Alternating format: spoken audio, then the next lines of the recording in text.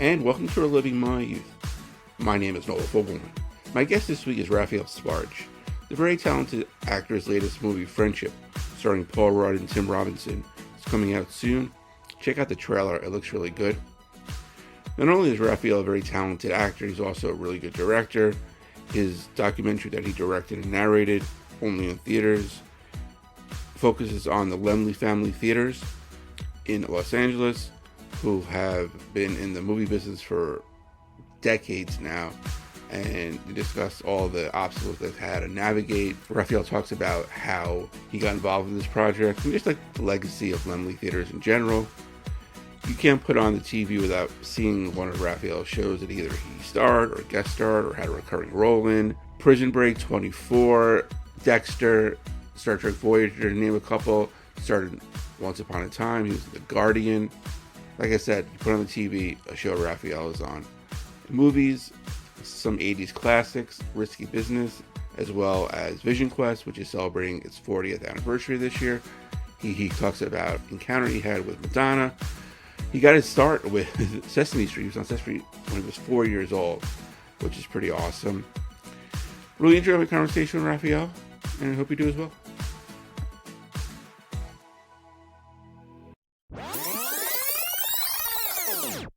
So, Raphael, thank you so much for joining me today. I really appreciate it. Yeah, you're so welcome. It's great to be here. Yeah. So it's funny when we were scheduling this, I always like to ask, time zones and stuff like that, just so I have an idea for timing purposes. And then realize we're basically neighbors in Yeah, we're Connecticut. Connecticut friends. Yeah, yeah, Yeah, yeah, it's kind of yeah. funny. Yeah. How long you been in Connecticut? The story is that my wife and I live in New York City, but we also have a place in Connecticut near her son, which is who had moved here kind of during the pandemic, and he at some point said, "Mom, you should come out here." So we're a little bit back and forth from New York to Connecticut, but we really I lived here as a kid. My mother was a professor at Yale, and so we lived here. So I mean, I love Connecticut. It's a Right. beautiful place, and particularly right now in spring, it's just gorgeous. Yeah, absolutely. Yeah, this week has been great. So it's Ooh, yeah, yeah, yeah, yeah. I'm originally from Queens, and I moved. yeah, Yeah, I moved to Connecticut. Wow, it's been 20 over 25 years ago, but I still consider myself a New Yorker. yeah, yeah, yeah. Yeah. No, that's great. And yeah, it's funny because like I have three kids now, and like my Ah, two oldest, kind of have the New England accent, not obviously Massachusetts, but the New England accent, which is a little different from the Massachusetts one. And it's like, oh man, where did I go wrong? uh, Yeah. yeah. Yeah, but it's funny. But I recently just saw the trailer for the movie Friendship that you're in with the ageless Paul Rudd and Tim Robinson. Okay. And yeah, an A24 production, which those movies are always really, really good. When does the movie come out? Any minute. And we're going to the premiere, I think, on the third, which is coming up like a freight train, and I think it opens mid-May. Okay. I saw it in LA at a screening. It's really funny. They call it a cringe comedy, and it is kind of a cringe comedy. I think, which is the perfect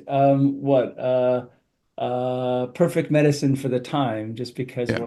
we're all feeling a little unsettled. But so just a straight up comedy fest wouldn't feel quite right. So it definitely Yeah. it's like a hurt so good. But Tim Robinson, who I didn't know who he was, but my stepson absolutely did, and his wife absolutely did, and he's got a giant following.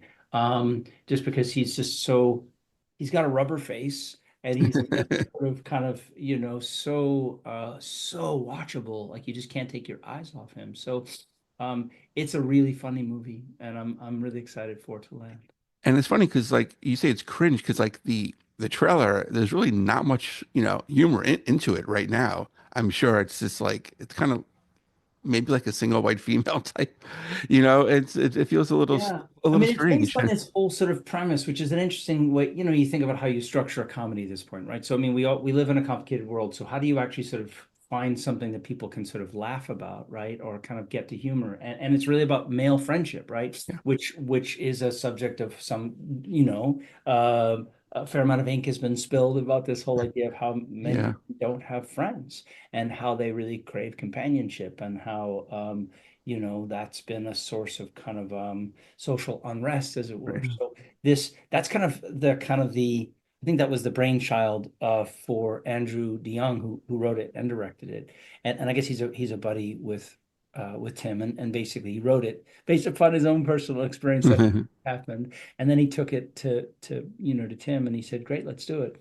And it's a cool story just because it's sort of that they got their financing, they made it independently, Right, went to a film festival, they went to TIFF, and then got picked up immediately by A24, and A24, which is so wonderful about what they do. Their right. business model is theatrical runs of movies. And even though all that Netflix stock keeps going up, the fact is that, for those of us who love going to the movies, particularly for a comedy, Yeah.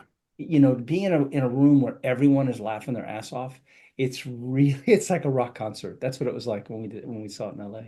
Yeah, and I guess we'll segue into this. We could talk about comedies in a couple of seconds, but only in theaters. I just watched it, unfortunately, streaming on my phone and on the No, make train. this point. That's how, But that's how it happens. yeah, but it was a fantastic documentary about the Laemmle family theaters in LA. And even if you've never heard of them or never been to LA, you can relate to a family business in your neighborhood that's been run for decades and decades and dealing with, the pandemic and, large corporations potentially taking it over. How did you get involved in this documentary or not document the topic because you directed it and you narrated it? Yeah, no, thank you, no, thank you for watching it, and you know, I sort of it's a wonderful story. Basically, the Laemmle Theaters, for those who know about it, it's a chain of about seven theaters in the Los Angeles area. They've been a family business since 1938, so coming on, 90 years, and they are beloved. And they're more than just a movie theater; they're literally like a cultural institution because they are so committed to, what's called art house movie. What is that? Movies. It's independent, foreign, that is films with subtitles, and documentary film, and they are essentially kind of they hold the flame for that in the West Coast. Arguably, as some people say, the kind of the movie capital of the world, where although we know all sorts of things are shifting and changing, but it has been certainly for the past 100 years, kind of I don't know, the cerebral cortex of a lot of that. So the fact that this is a family business, the fact that they're also, been there for so long, but also what really pulled me in was the Laemmle family. The original Laemmle was a Laemmle named Carl Laemmle, who essentially started this little movie studio called Universal Pictures, and made 800 movies, and on the side, sponsored many people from his home country, Germany, and brought them and saved them from World War II. Uh, and two of them were his cousins, who started this movie chain. Anyway, it's a really cool story of sort of theater royalty and a family that's really, again, loves filmmakers and has extended kindness to them and made so much possible for them. And so that's where I started. I was like, God, this is in the words of Arthur Miller, attention must be paid. This is for artists anywhere to actually have someone extending kindness to you, particularly for filmmakers, because you make your movie and it's like, oh God, what do you do now? How do you find your way in? And um, this is a family business. And so I made a story about a family business. And even if you've never been to LA, if you never don't even imagine going to LA, it does hopefully translate in that whole kind of concept of family businesses that care, and that's what that's what the movie's about. Yeah, absolutely. And it's funny because like, one of the movies that you kind of had a little feature of was Ruby in Paradise, starring Ashley Judd, and that was my very first like art house movie. No When kidding. I saw, yeah, up in You, Buffalo, New you and Ava York. DuVernay, huh? That's great. Yeah, and yeah, it was very nice. I had a huge crush on her back in the day, and yeah, it was a fantastic movie. And I Oh, think there was three other people in the theater when I saw it.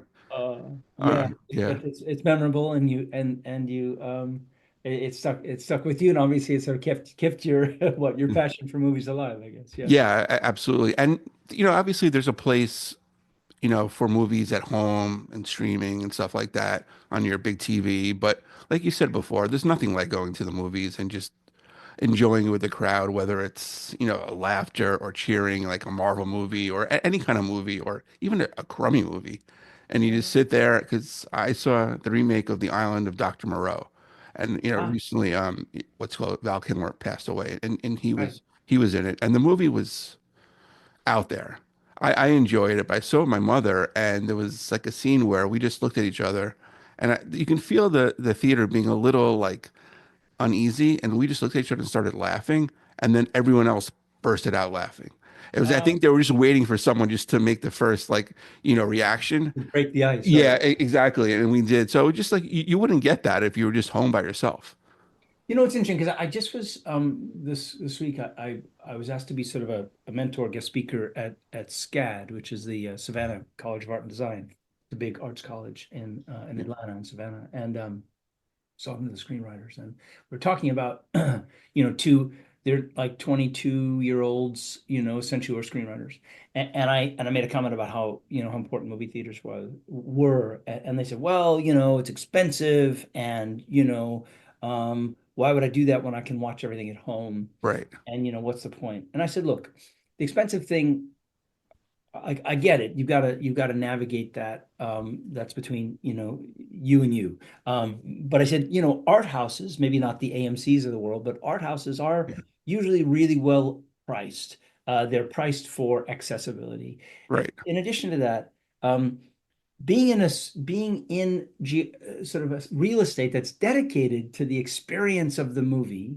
without interruptions, is where you get the movie experience, and it's essentially how films were designed to be had, right? You're in a dark room with a screen bigger than you, with a good sound mm, system, hopefully, and you're able to sort of fall into the movie. In addition to that, if it's laughter, or if it's gasps or emotion, everything is amplified by the audience, and you feel it more just by kind of the gathering together. And then finally I said, here we are essentially at a time when, there's all sorts of studies about chronic loneliness, and how we all feel isolated, and we all know that our phones and technology has given us the kind of the tickle of feeling connected, but in actuality, we're just completely alone. So the fact is that we're social animals. yeah, And anytime you can gather in a room with other people,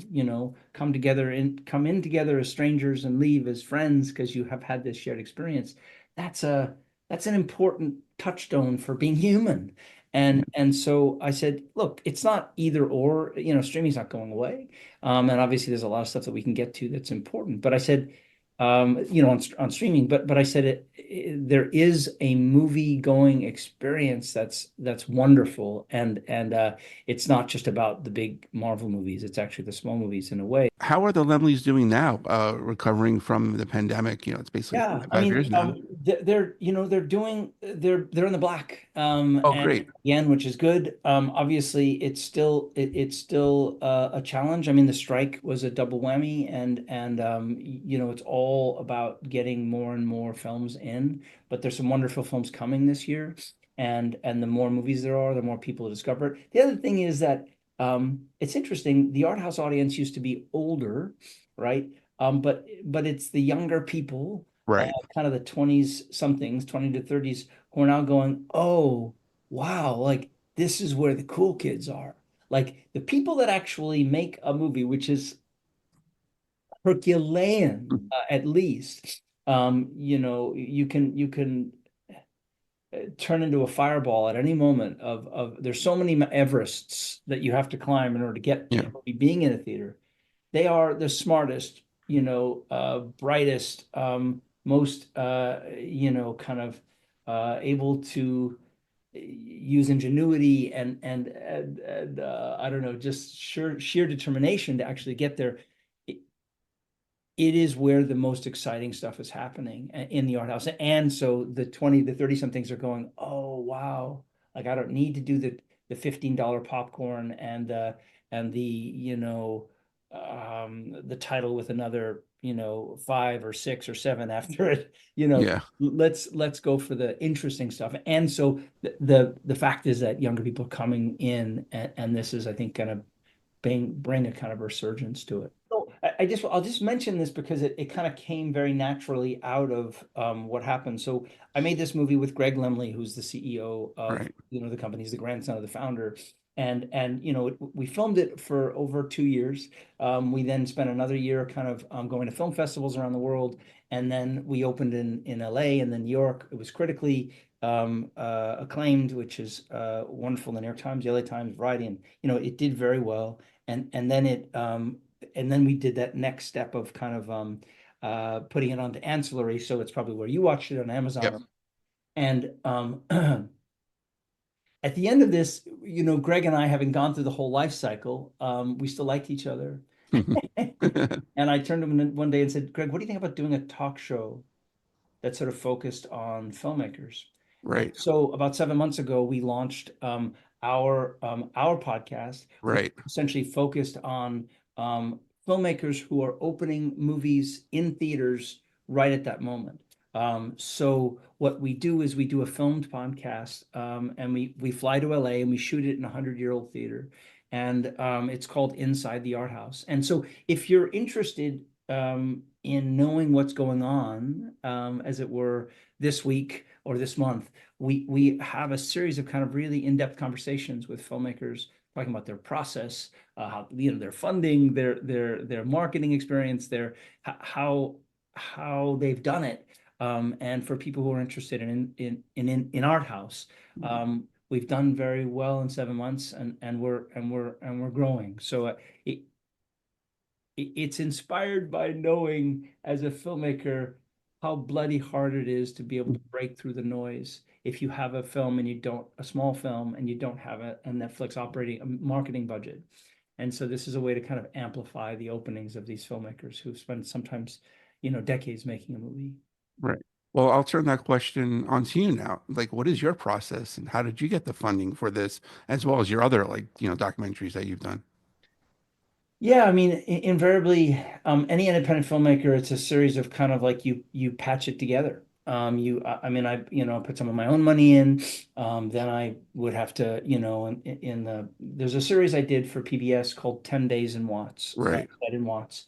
It ultimately won an Emmy. It was nominated for a lot of Emmys, and it won some, LA Press Club awards. And anyway, it did very well in the end. But in that case, I got some money from PBS. I had Okay. been developing it with them for a while, and they put some money in. And then I got in kind of donors, as it were, donor investors, as it were, who Mm. kind of helped kind of put me over. For Inside the Art House, again, similarly, there are people that put money in, people who saw versions of kind of the what was sort of an extended sizzle kind of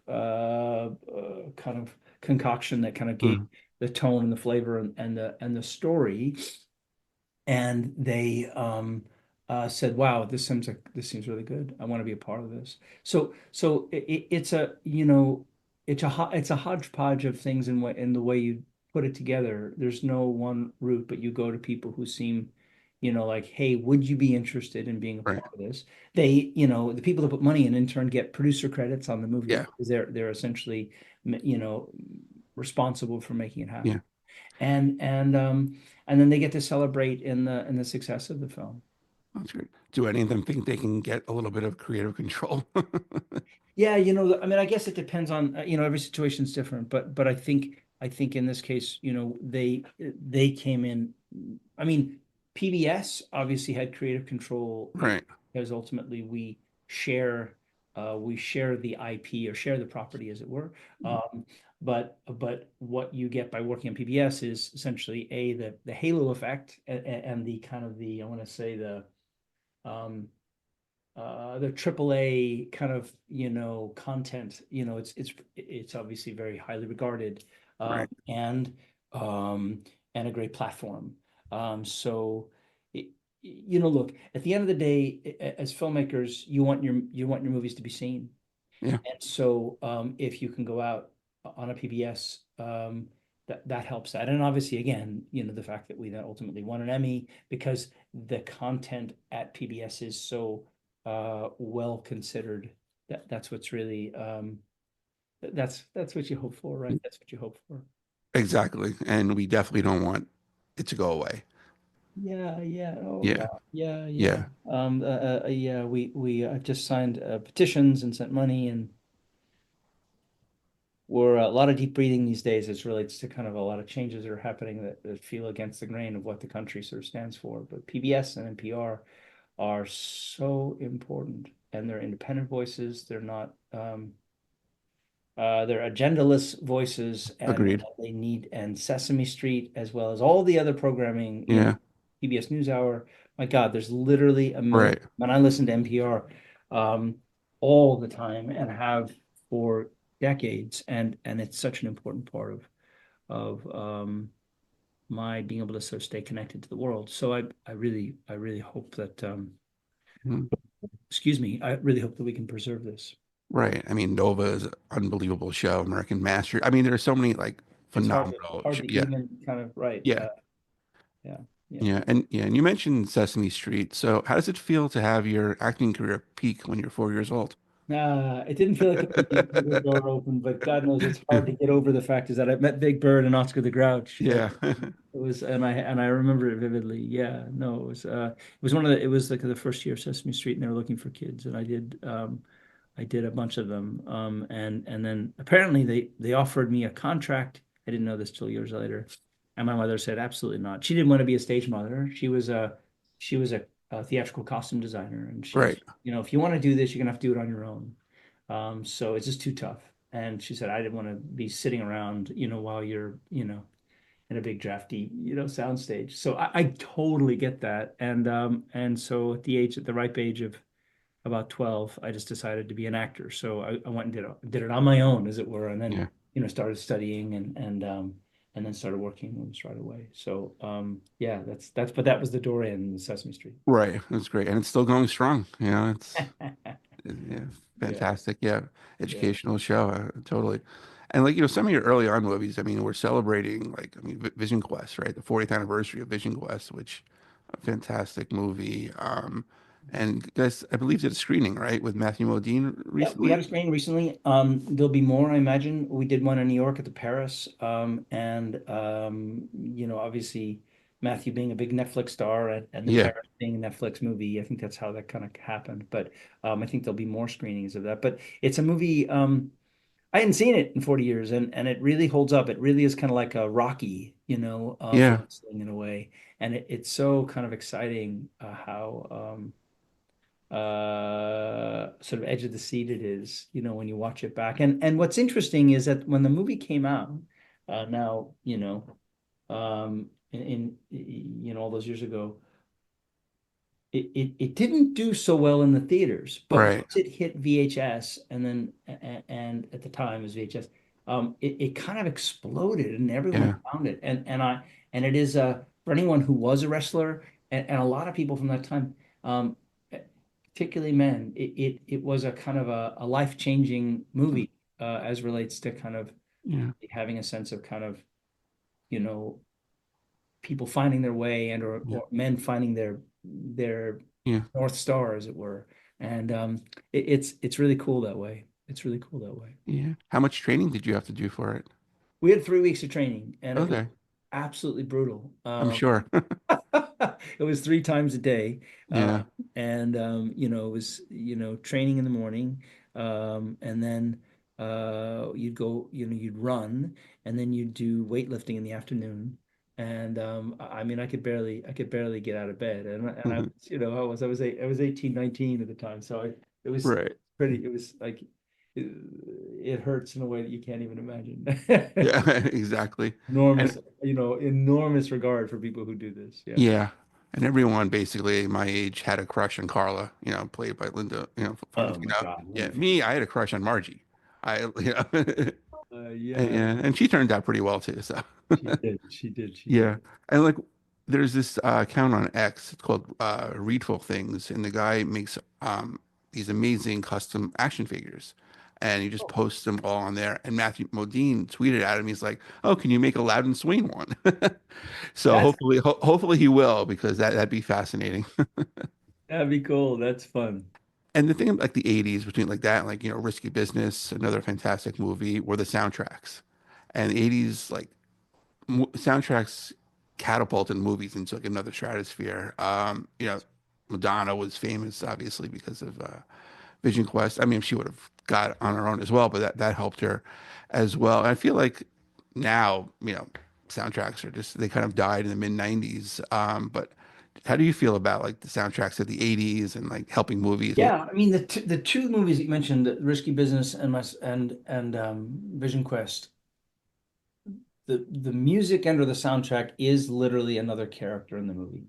I don't know that I'm an expert on this, but I mean I think about movies that are still current, although who knows what's going to happen now, is the James Bond movies where the song and or the music Right. is such an integral Yeah. part of it. That's what those movies felt like. I mean, in Risky Business, Tangerine Dream, Yeah. um, that soundtrack is so wicked cool and so sexy and so plays into that whole vibe of there were a lot of kind of teen sex comedies at the time, Yeah. and Paul Brickman really set out to make sort of an art house, kind of a version of this. And he hired all of us, where all of us were unknowns, including Rebecca, who I think had only done essentially an extra. She'd been an Right. extra in one thing, and then they cast her to star in this movie. Yeah. And then everyone else. Tom had done two movies, but no one had they hadn't Right. come out, so no one really Yeah. knew him. Right. And Curtis was a theater actor, Curtis Yeah. Armstrong, and Bronson had just gotten out of drama school, and so Right. everyone was kind of and I was in high school. I literally like was I graduated high school and went right to Chicago and shot this. I was just 18.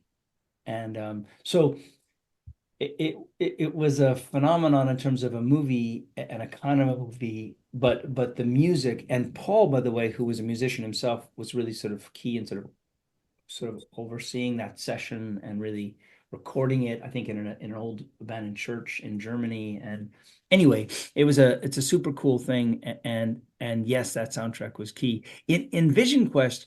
I guess it was a Geffen movie, and I guess what happened was they found other well, they found her on the Lower East Side at CBGB's, which doesn't Okay. exist anymore, but that's an old sort of really cool Right. club. And they she had been signed by Geffen, and I guess they did sort of cross, marketing as it were, where they took the star, the new young star who'd been signed to the records and put them in the Yeah. movie. And there's a funny story of so the day they were shooting that scene, Mhm. which is basically the scene to sort of introduce both Madonna and in this case, they were introducing this new young talent, as it were, on from Geffen, and they have a scene that sort of introduces her into the movie and the theme Right. song, "Crazy for You." I went down to the club that day, just hear, oh, there's this, and so I remember walking in and they have all this smoke that they use, kind of like movie smoke. Yeah. Out of the movie smoke emerged this sort of like, I think she's about 5'2", with these big hoop earrings, and she said hi, and I said, "Oh, hi." I said, "What's your name?" She said, "Madonna." And I said, "Madonna what?" I think that's probably the last time that anyone asked her if she had, A a last name. cool last name. Right. She literally, rocketed into some other hyperspace, just moments after. Yeah. So, but it was, yeah, very, very memorable. Yeah. And then like, because that played a few times, Lunatic Fringe played a bunch of times throughout the movie, as well as Only the Young. And so definitely music was, kind of a companion to that movie as well. Yeah, it really was. It really was.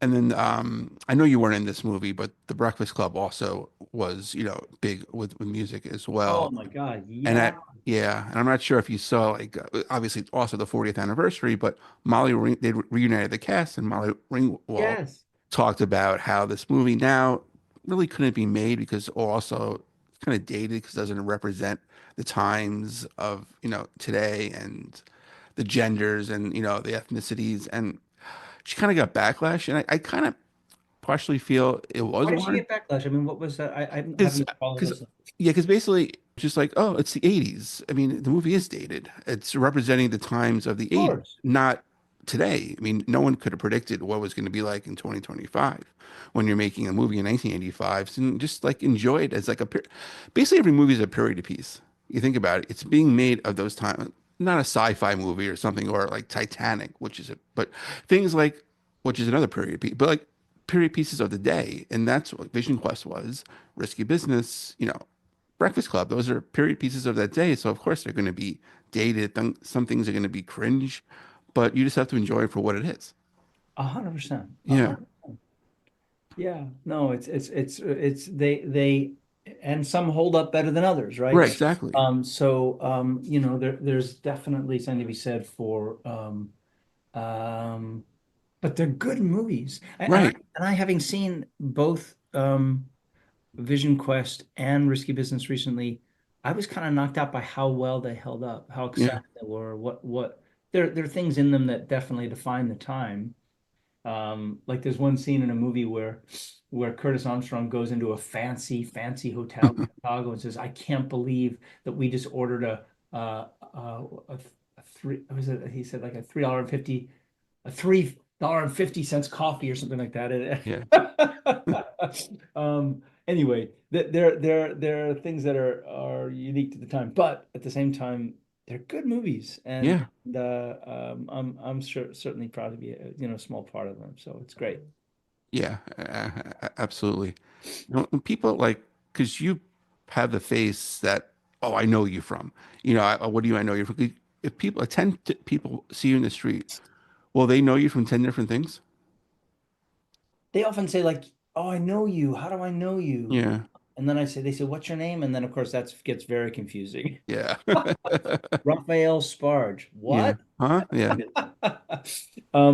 But yeah, I mean, look, I've had such a fortunate career in that I've been able to do this literally for 55 years essentially. Right. And this is, the directing is or was something that I sort of moved into and have explored. Now podcasting, Yeah. but I've been able to make a living as an actor my whole life, and I'm just eternally grateful for that because it is so freaking hard. Yeah. Um, I there are a lot of challenges, and for some combination of reasons, I've been able to make it through. So again, I have showed up probably on some screen or some device somewhere. If you're watching out there Yeah. at some point, yeah. Yeah, absolutely. Whether it was a comedy or sci-fi or, you mentioned Once Upon a Time, fantastic show. I love Dexter. You had a run on Dexter, 24, one of my favorite shows. You had a little run on there as well. Trekkies would remember you as being, the quote unquote piece of crap, Michael Jonas who turned on the crew. So, yeah, And then video games, I guess, is the other thing, which yeah, is Mass Effect, a couple Star Wars games. Yeah, and so I'm going to ask you, because you've done so many aspects of acting. Give me like a 1 to 2 word answer about what those like avenues meant for you. So like you did soap operas. So what does soap operas mean to you? soap operas at the time were I was doing a lot of theater at the time, and then I had young kids, so I was looking to try and actually bring some extra money in. So that's what that was. My stepfather worked on One Life to Live for 20 years as a scenic artist, and my mom also worked on a soap at some point as a costume designer. There used to be a lot of them, and it was a way for a lot of really good actors to kind of be gainfully employed. I sort of occurred on a few of them, and then unfortunately, I was working too much in nighttime television, as it were, Yeah, and when they called, I wasn't available, and they're like, "Well, we're not interested in using you anymore. right. Not available." So that's fine. But yeah, I have enormous respect for soap operas because it is extremely challenging. It's not uncommon to get 40 pages of dialogue for the next day, and you get one take. Nice. So one take. Right. So it's a real I really tip my hat to every soap opera actor. Yeah. Is it easier to do soaps when you're just starting out as an actor, or like coming back from like doing movies, doing like date or nighttime TV into like the soap opera? Again, I'm not a soap opera expert because I only did a few, but essentially, I know from other actors, particularly young actors, and obviously they hire very pretty people, right? Yeah. And that's part of the appeal. But if you're a young actor, or sometimes I've known people who are models and then they want to transition into being actors, and then there are a lot of other people, who started in soaps, who are, again, young and pretty, but want camera time. There is something to be said. There is a learning the camera and learning how to be able to act in front of a camera is a thing, and like anything, whether it be carpentry or skiing or I don't know, pick whatever, you know Right. for you to, they talk, it is that thing that they talk about, 10,000 hours, right, to get to mastery. So Yeah. being able to spend a lot of time, talking and moving and acting in front of a camera is what soaps are great for a young actor. And like I said, I only did a handful of episodes, but there is something to be said, for a young actor as a training ground. I also know other, like another friend of mine, wonderful actor, and he'd been working a ton, but he had twins, and to be regularly working and making money so that you can basically Mm. support your family as an actor, that's everything. So he had been in a soap, he'd been doing more film and television, and then they called and he was like, you know what, I'm doing it. Right. And I think it's been great for him. So again, it just depends, and it's a little hard if you've been in a soap and you want to kind of do other things sometimes if you've just been in a soap, because you get kind of stigmatized. But they're good actors. Don't ever be fooled. They're really, really good actors. Yeah, absolutely. In theater, I know you've done theater too. What's the takeaway from doing theater? Theater's how I started and did all my training. I've done 5 shows on Broadway, and I've done theater all over the country, and I in LA, and and the Kennedy Center, and lots of other places. It's my first love. I grew up backstage with my mom. Again, doing theater. She went to Yale as a costume designer, and my dad was a playwright. And I then grew up kind of backstage. So it always felt like home. But it was Mm. I did my first play at 7, and then a whole bunch more at the Yale Rep when I was like, 10, 11. I love theater, and I can't wait to go back and do a play. Right. Yeah. And you've like guest starred probably on every show imaginable. How difficult or easy is it to guest star and like coming into like a show that's been running for a couple of years and like the cast's been together? Do they majority of the time do they welcome you? It depends on the show. Right. More often than not, I mean, every set is kind of run very similarly. There are shows, of course, that they produce a new show every week. Right. Or every 8 days, essentially. Yeah. They shoot 10 pages a day. They shoot 14 hours a day. It is a brutal and intense job relative to just sort of the stamina that it requires, from the crew, particularly because they're there every day. Right. The actors who have to come in and kind of drive look good and memorize the lines Mhm. and be able to kind of, deliver. There are certain shows where you feel like you're jumping on a moving train and it's a little overwhelming. So relative to like, whoa, or like getting onto a moving a moving uh staircase or something. I don't Yeah. know. People mover in the airport or something. Right, Yeah. exactly. And it definitely feels, and then just as you're starting to get used to that, then Yeah. it's over. Right. So there's invariably, it's always a shock going in and a shock going out. Yeah. But it's also very exciting because you get to kind of work with a whole variety of really just, amazing artists who are just top notch at what they do. Yeah. Have there been like shows that you were like a fan of and that you got that you were like super excited about?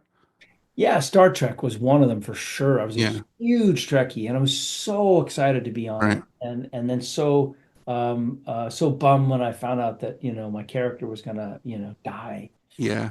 It's cool. It was a cool death though. It was a cool death for Yeah. sure. Yeah. But it was really, really, really fun being a part of that. I also just recently, because I'm a huge fan of the show, did The Diplomat.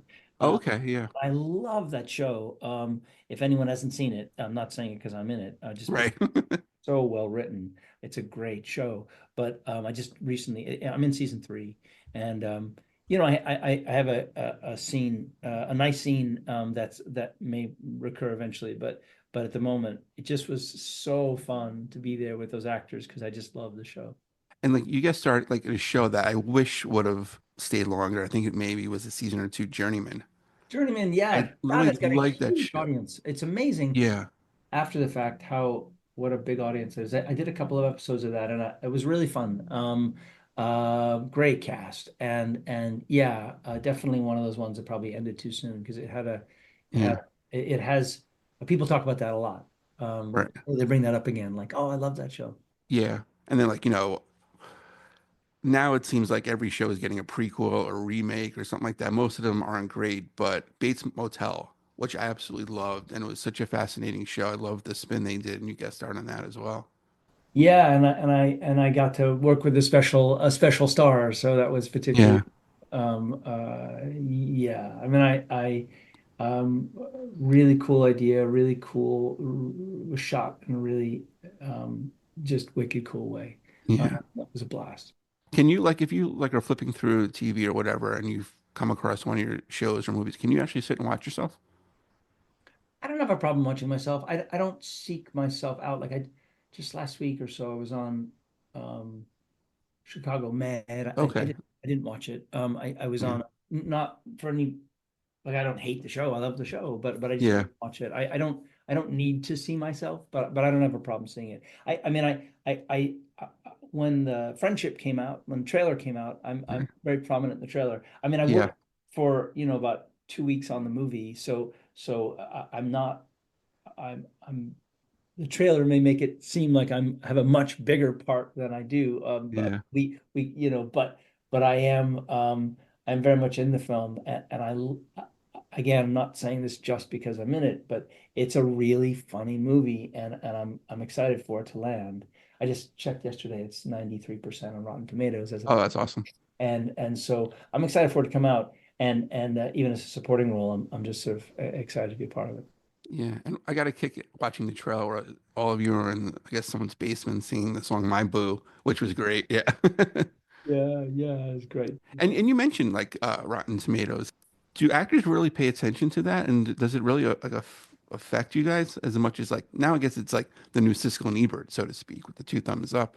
Yeah, I think a bunch of people kind of go to it to kind of get a temperature check. It's like you check the weather today. How's the Yeah. weather?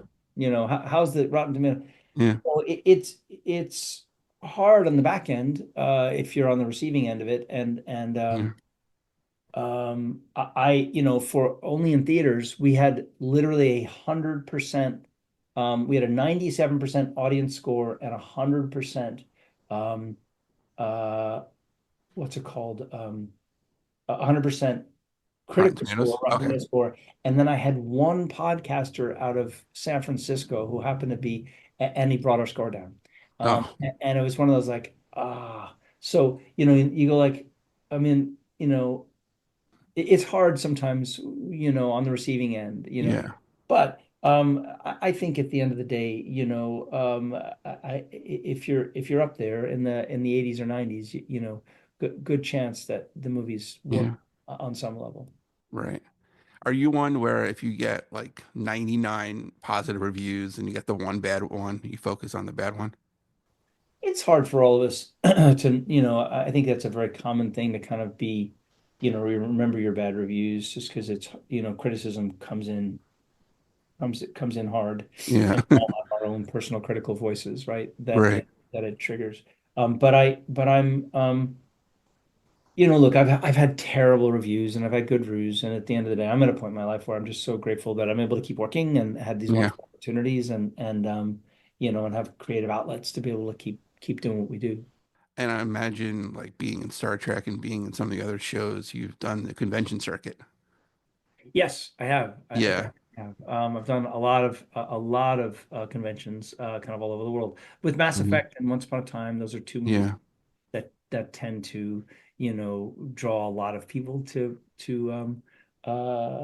cons, and they have Yeah. this giant audiences that fan bases that people love, particularly in convention worlds.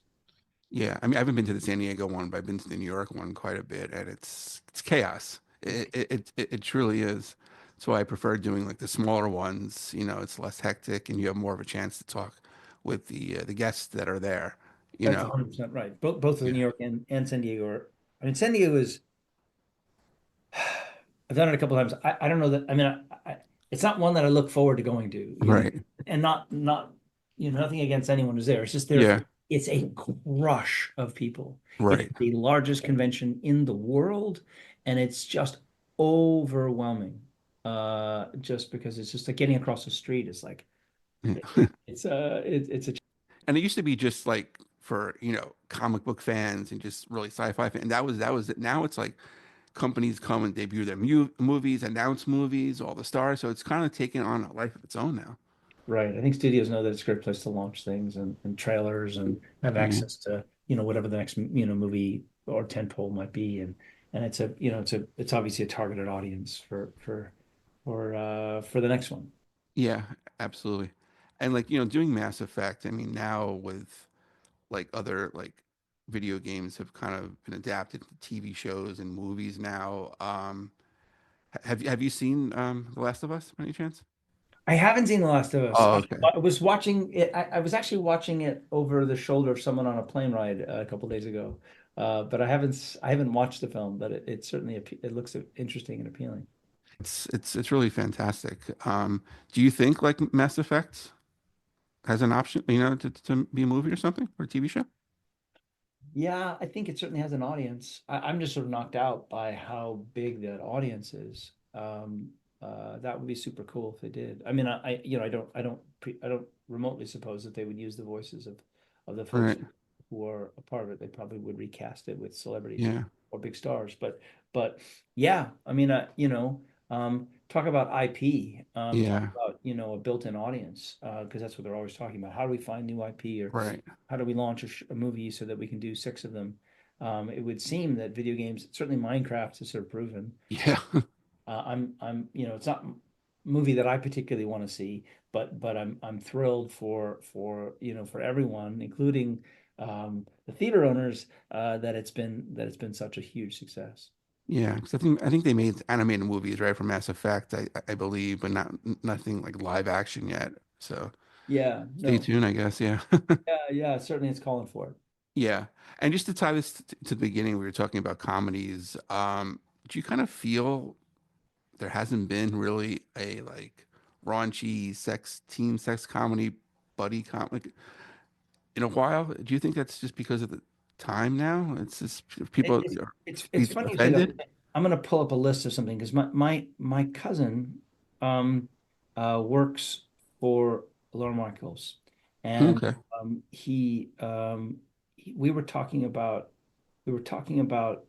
movies that how tough it is to get comedies financed and made. And he sent me a list of all the movies that were kind of really popular, and the dates of them. Tropic Thunder is 2008. Wedding Right. Crashers 2005. Old School 2003. Yeah. Dodgeball 2004. The Hangover 2009. 40 Year Yeah. Old Virgin 2005. I mean, Right. Something About Mary 1998. I mean, Yeah. there's not been a big comedy movie that kind of like everyone No. gathers around in a long time. In a long time. And so I'm kind of amazed at um, the potential for something to kind of bubble up, and Yeah. and and and I and you wonder why is that, and he was just talking about how hard it is to just get the financing for it because they haven't, so many of them haven't done well. But it's an interesting kind of hole in the market, like the way rom-coms are kind of an interesting hole Yeah. in the market. Like, wouldn't it be great to have more of those, you know? And I guess many of them have sort of gone to kind of Netflix, I guess, which is what everyone calls mid TV, right? It's kind Yeah. of it's good enough and you'll watch it, but it's not great. Um, When Harry Met Sally, I mean, I don't know. There's Yeah. just so many movies that were just such a wonderful movies. And Right. they don't make them at the moment. So I'm hoping that that changes. Yeah, you're absolutely right. And I think what the Naked Gun remake is coming, or reboot, whatever they're calling it, it's coming out this summer. Oh, Yeah, and I was like totally against it because the first one's such a classic. How can you replace Leslie Nielsen with Liam Neeson? And then the trailer came out recently, and it's like, wow, this is really funny. So, oh, so oh, high hopes, but because comedy sequels never work. And yeah. it's like No, you they catch don't. lightning in a bottle the first movie, and it's just like it's hard to, replicate it.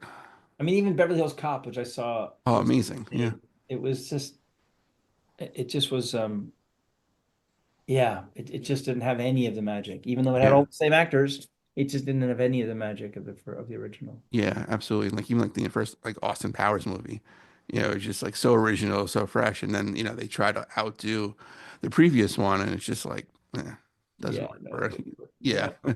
absolutely. But Raphael, I really appreciate your time today. This was fantastic. Everyone, go Oh, check out all his work. I mean, you can watch it everywhere. Only in theaters is on Amazon Prime. Check it out, and I can't wait to see Friendship because that looks really, really amazing. thank you, thank you, thank you. And if anyone's interested in art house films, find us at Inside the Art House. Would love to find people there who care about films.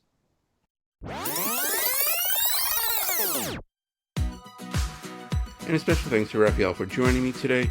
Friendship opens this Friday. Check it out in theaters. And you can follow Raphael on X, formerly Twitter, at Raphael Sbarge. And if you have a guest suggestion, you can hit me up on X, formerly Twitter, at @thepersonal19. Be sure to like the page Rolling My Youth on Facebook. You can go to iTunes, check out all the past episodes we have. While you're there, please rate and review the show. I would really appreciate it. If you don't have iTunes, not a problem. Shows on SoundCloud, Spotify, Podbean, Amazon Music, basically wherever you can find a podcast. New episode will come out shortly. Stay safe, everybody. We'll see you then.